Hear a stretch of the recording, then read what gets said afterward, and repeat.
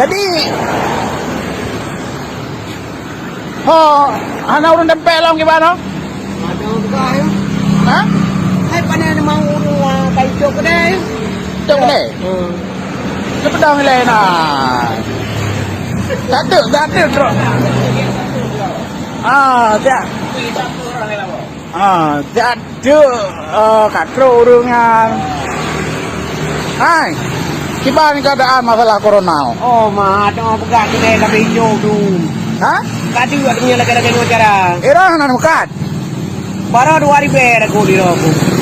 Tunggu mentang banyak lo kepeng bago jamin nah ini aku kepeng Di subsidi oleh pemerintah itu ya. Oh, mana. Ka anak urung pasai no. Anak. Udah kayak itu pasar. Irang. Pasal aja orangnya kan beli itu. Saja. Ora nan mukat undang. Ayo, rencana aku nak buka bahan mono. Yo, bahan unda kamu jauh. Oh, nah. Jadi kiban harapan ron ke pemerintah Aceh kiban. Si belah le. Hai harapan nyo lagi nyo ada aja di peduli tanya apa. Kahana leon dan. Eglah surau ketare mendang kaji. Apa nyo. Jadi hana yang bentulah menjero. Oh dari pemerintah hana hijau bentuan lo. Home untuk sementara nyo orang kalau. Maksudnya home. Untuk orangnya kalau.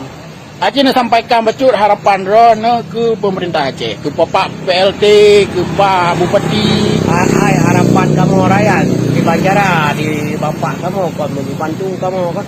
Kamu rakyat ubu tanya. Kahana leu. Mubacu mentong. Sebab pulamnya tengah corona lagi nyo kamu bila buka hana lagu ulung hana. Bagi Banjara baganya lah yang god. Yang harapan ulun tuan. Jadi nyo kiban jara maya urung tempe bahan Honda anak truk lah.